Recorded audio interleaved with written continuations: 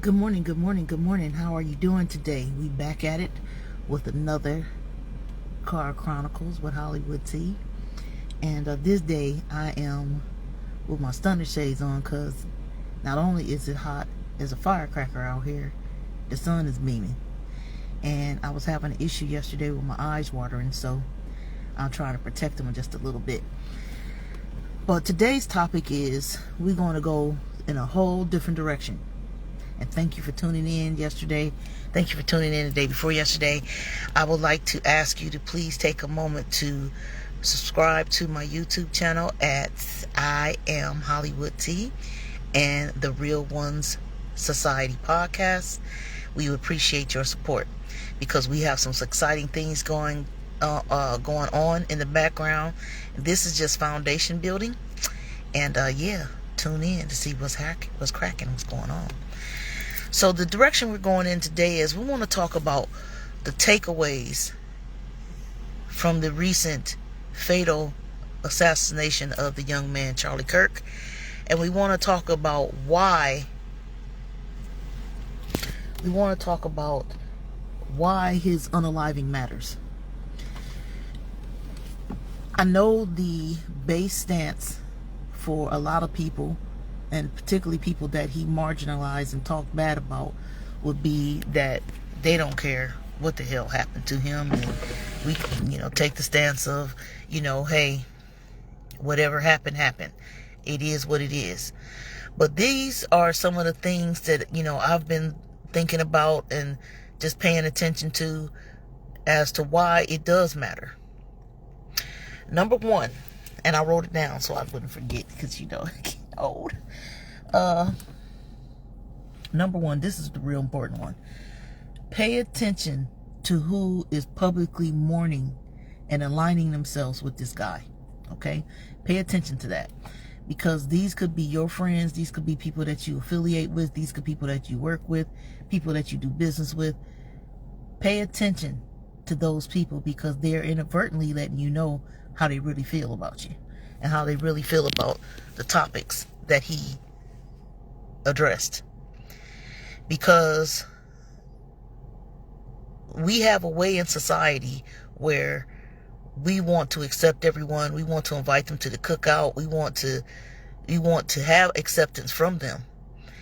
And some of those things we need to check ourselves about. Why would you want to be accepted by a group of people that have marginalized you and have said horrible things about you? Where is that at? Where do they do that at? Know who you're dealing with. Know the enemy. And don't keep on these rose-colored glasses in realizing that. Second thing. Well, before I go there, I want to talk about knowing who you're dealing with from watching how people are reacting to this unfortunate event. And before I go on, because we as black people have a compassionate heart, we have grace, we have mercy, because we always have wanted grace and mercy extended to us. And we have been taught historically to extend it so that we could be a beacon and a shining example of the kind of actions we want displayed to us. So we extend compassion, we extend mercy, we extend forgiveness, we extend grace. Others extend forgiveness. I don't. And I'm gonna stand on that till the end of time. Anyway, you want to be aware of who you're dealing with, and you want to be aware by watching what they do right now. It is more evident than ever how people literally feel about you. So be careful who you inviting to the cookout, y'all. Okay? Because you could be inviting a Trojan horse. I always try to tell these tales and give these examples with antidotes. I come from small town USA. I was raised in a city that I consider small town USA. And every time I go there, it is a happy occasion because I get to see people that I love and people that I grew up with and people that I fraternize with and know. However, it's so hot out here. However, I always seem to get into it with the McDonald's worker, or somebody at Target, or somebody in Walmart, or somebody in the gas station, looking at me crazy, or saying something crazy, or cutting me in line. A lot of Karen moments, a lot of Ken moments. And a lot of times I just keep my mouth shut because, you know, I'm visiting and I want to get on the plane and get back to, you know, where I reside, right? So I'm like, sometimes I don't say nothing, but sometimes I do, because the least of them think that they better than the best of us. And that's facts. That's facts. You could be a bachelor's degree in finance, master's degree in business law, a master's degree in intellectual property, a master's degree in all type of different areas, years and years of study, have served your country, have done everything good and checked off all the boxes. And the person who didn't graduate from high school and got 8 teeth in their mouth will talk crazy to you and think that they're better than you. This is the country that we live in. So be very aware and watch who is publicly mourning this guy that you may affiliate with or that you do business with.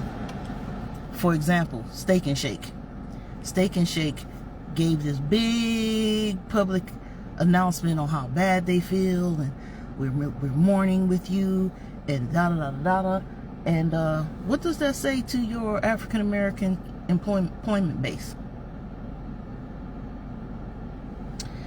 The second thing that is a takeaway from the unaliving of this young man, unfortunate unaliving of this young man, because let's face it, nobody should be gunned down like that. That was horrible. That was horrible. No matter how he felt or no matter what he thought,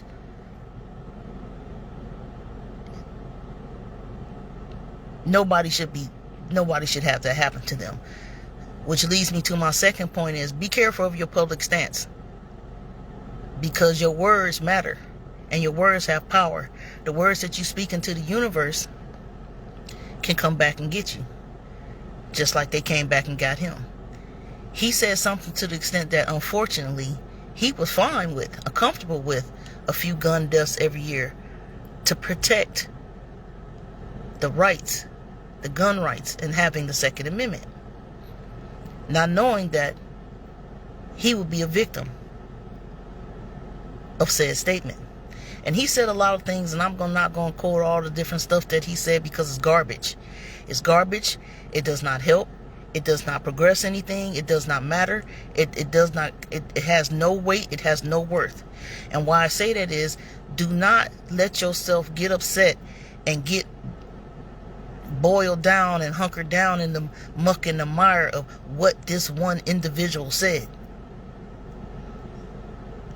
Because he can't say anything anymore, can he? That's over with. And of course, somebody's going to try to pick up the mantle and try to start saying stuff too. Because, you know, the way to get noticed on social media is shock and awe. And going against the grain. And doing things. You gotta one-up the next person in order to get you a following and get you a base. And get you that type of people that will support you, inadvertently not knowing it's people that really feel like that. And who knows if that guy really felt like that? Was he doing the Charleston White thing? Because Charleston White says the most inflammatory, crazy shit out of his mouth. And then he explained himself. I'm a character. I say these things because when I was a do-gooder and I was trying to, let's get together, let's unite, let's build black business, let's support each other, let's take care of the youth, let's help the youth. When he was doing all that, he was getting no traction. Nobody was paying attention to him. So when he get out and start saying horrible things and inflammable things, people start listening to him. But now that little boy, he on the hot seat because he said something about this person, CK, unaliving, and it was saying some horrible things. And see, here's the thing. You can do that to other people that look like you, Mr. Charleston White. But soon as you cross over, this boy said, I don't give a F about no white man dying. I killed a white man. I said, whoa, brother. Slow your roll. Roll that back. Because that leads me to my third point. Be careful what you're saying out here, because people are crazy. I'm not telling you to be scared. I'm not telling you to, because it is a faction of us who said, I wish I fucker would. Okay? It is a great faction of us. The YNs are definitely that faction. Okay? But just be careful in what you're saying. It's not about being scared of this person or that person and what they may or may not do. But as we talked about being careful with your public stance, the universe listens. Your energy, your words have energy. Your words have power. And put aside all the inflammatory things that this young man, who was unfortunately unalived recently, has said. He is a human. He is somebody's kid. He matters to somebody. Just like we want somebody to have a heart and matter about Trey Reed, the young man that was found hanging in Mississippi. We want that to matter, right? Because he's somebody's kid. He's somebody's son. As much attention as we put towards being hateful and being retaliatory and expressing all of the disdain we can towards this young man who was unfortunately unalived recently, let's direct our attentions over there, because that story of Trey Reed is not getting traction, and just happened in the last 48 to 72 hours. So when you get off of here, find you a post to share it, get it out. Ben Crump is on the case. They're investigating because they want to know, how did a young black man hang himself and both his arms are broken, allegedly. I don't know all the details of that, and I'm going to look at it more, but it's just really, we need to watch our stance right now, because it's crazy people out here. And on that note,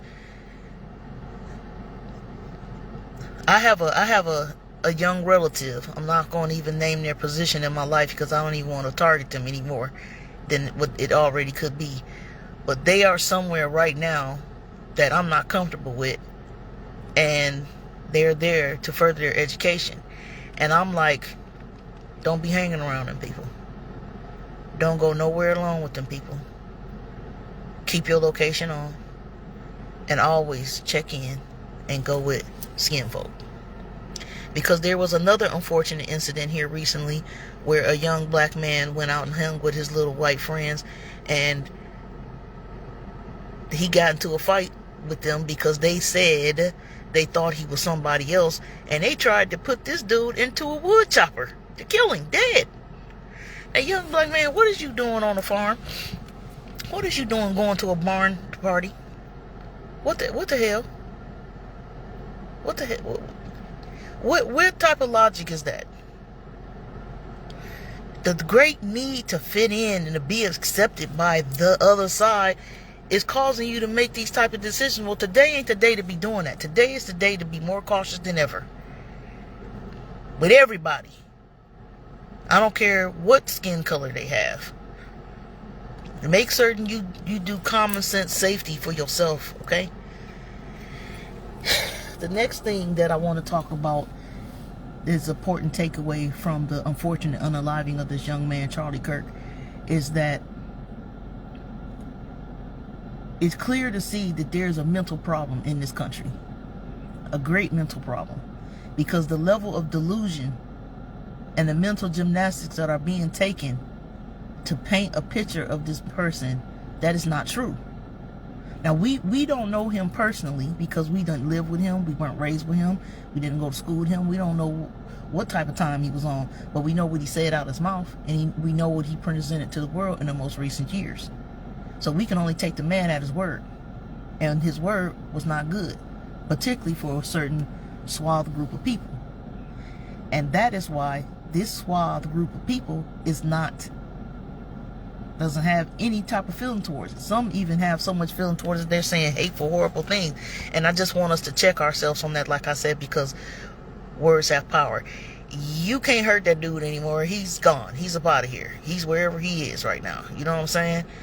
But saying horrible, hurtful things can only serve as negativity to be directed back towards you. And you don't need that in your life. How you probably thinking and how you probably feel, a lot of us feel the exact same way. Let's keep it real. I mean, we ain't sitting out here with a kumbaya, but trying to make this dude out to be the Martin Luther King Jr. and put statues up of him and moments of silence at football games, and Colin Kaepernick was ousted and blasted and ostracized because he kneeled. But it's okay to put a racist up on the screen in the football game and ask for a moment of silence. The hypocrisy is astounding. The level of delusion and mental gymnastics that are being taken by a large population in this country on trying to paint this individual as something that he was not is out of this world. So when I point to you that there's this level of delusion and hypocrisy going on, note that is some type of mental illness. Because when it initially happened, the first thing that they did was blame the left. Even the Utah governor or mayor, whoever he was, got on TV and he said out of his own mouth, "I was hoping and praying it was not one of us, that somebody came from another state, another country." Is that not a dog whistle that you hoped it was an immigrant or somebody of another race? These people are literally on TV saying the quiet parts out loud and acting like we're not supposed to have a problem with it. Which leads me to the fourth takeaway of this. If you vocalize that you have a problem with it, you can be fired. People are being fired from their jobs for publicly stating their position on the unfortunate unaliving of this man. People that are been on TV for years, like Jimmy Kimmel and some other late night hosts, and women, and some woman had posted that she lost her job because she spoke of how she felt about him. Creators are being shadow banned. Accounts are being taken. Charleston's White YouTube page is gone. It's up out of here because he said the things that he said. Which leads me to the fifth takeaway of this, is that freedom of speech is no more in this country. So to sum it up, the unfortunate unaliving of this young man has brought to the surface the ugly parts of this country, and the things that we take for granted, that we think is our natural given right in this country, is cause for punishment.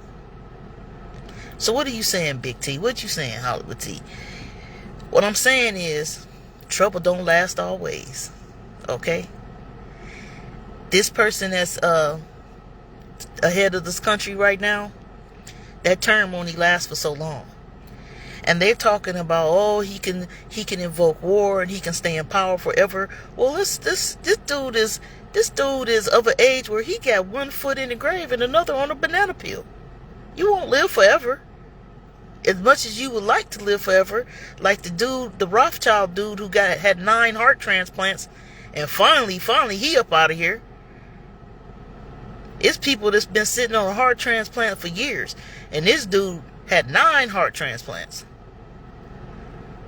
So trouble don't last always. And we've been, black people in particular, we've been through the worst. We've been through the horrible things. Hispanic individuals, Latino individuals, been through the worst.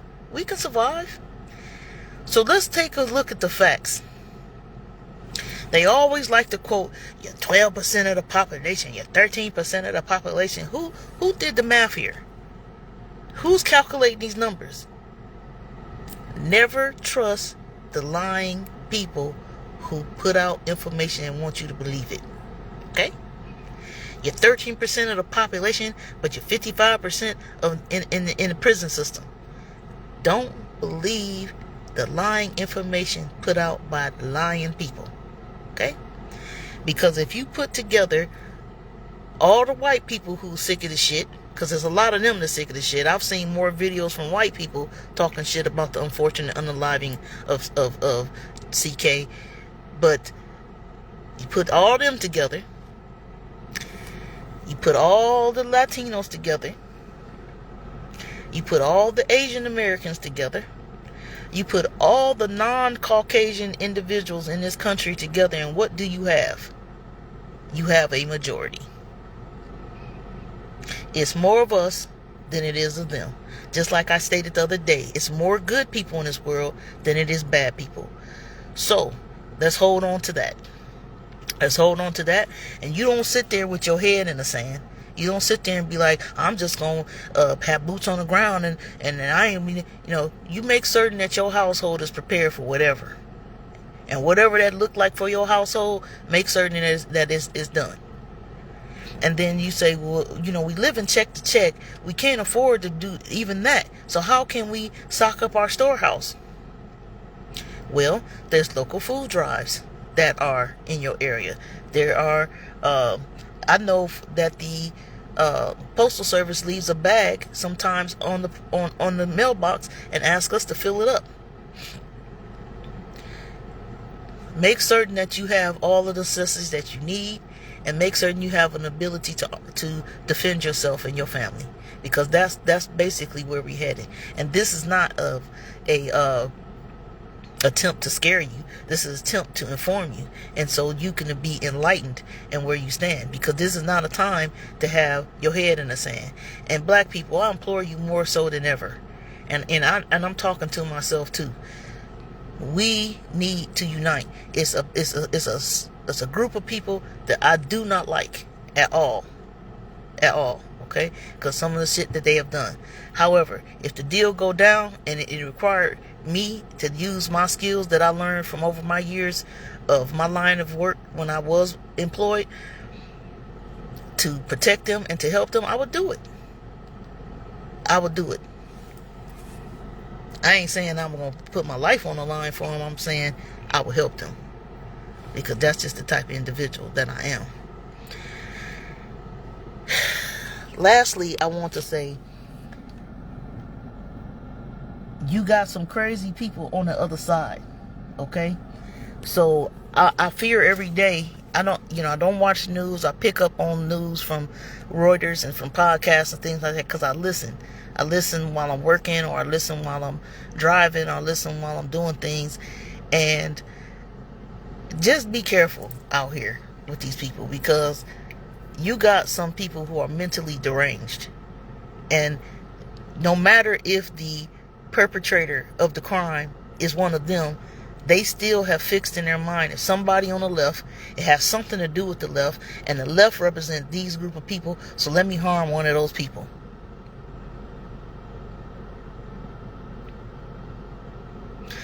I will end this in saying, no matter what your faith, no matter what your belief is, the word says there's a remedy in the word. And that remedy is, I'm going to pull it up again, because I wanted to be able to quote it exactly as it said.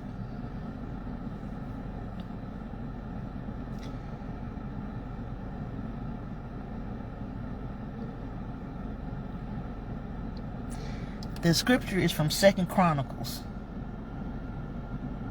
chapter 7, verse 14.